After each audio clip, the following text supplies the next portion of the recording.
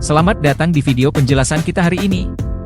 Pada kesempatan ini, kita akan membahas 3 topik penting yang berkaitan dengan kepemimpinan, coaching and nurturing people, dan inovasi dalam konteks organisasi oleh Fahri Ramadan Hasibuan, peserta Plantation Leadership Development Program 3 Bidang Pendukung Bisnis Angkatan 9. Pada video ini, kami akan membahas 3 topik penting yang dapat membantu Anda memahami perbedaan pemimpin dan manajer, pemimpin efektif dan pengikut panutan, serta menciptakan inovasi dalam mencapai tujuan organisasi.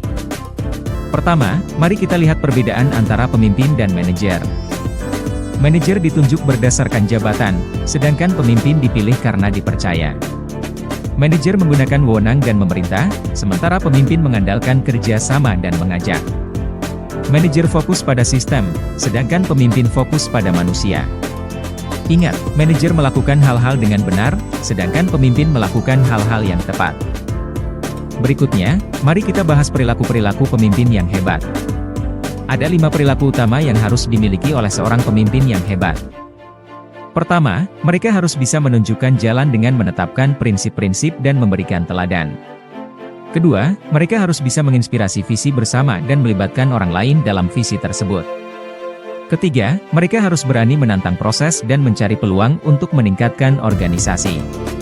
Keempat, mereka harus mendorong kolaborasi dan memperkuat orang lain. Dan yang terakhir, mereka harus memberikan penghargaan dan memperkuat semangat tim. Menjadi pemimpin efektif dan pengikut panutan. Sebagai pemimpin efektif, langkah-langkah penting yang perlu diambil antara lain menerapkan aturan profesional dengan sentuhan kemanusiaan, memahami orang dengan baik, serta selalu sadar dan paham terhadap perubahan tren di luar bisnis. Selain itu, penting juga untuk fokus dalam menguasai satu hal secara luar biasa dan mengoptimalkan sumber daya yang ada.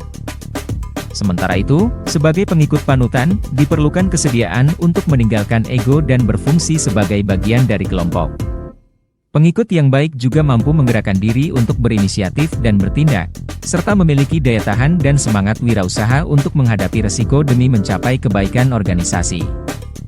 Selain itu, pengikut panutan aktif dalam menyelesaikan masalah, mampu mengelola perubahan dengan fleksibilitas, dan memiliki pandangan optimistis serta positif. Mereka juga berkomitmen untuk memperbaiki diri secara berkelanjutan guna meningkatkan level kompetensi. Terakhir, mari kita lihat bagaimana menciptakan inovasi dalam sebuah organisasi. Setiap individu dan pemimpin di semua level organisasi memiliki peran penting dalam menciptakan inovasi.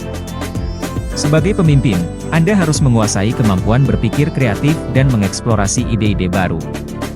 Anda juga perlu tahu bagaimana memfasilitasi dan mengadaptasi sumber daya yang dibutuhkan untuk inovasi.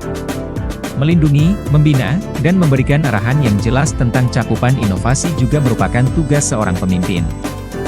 Itu dia ringkasan dari 3 topik penting yang telah kita bahas hari ini.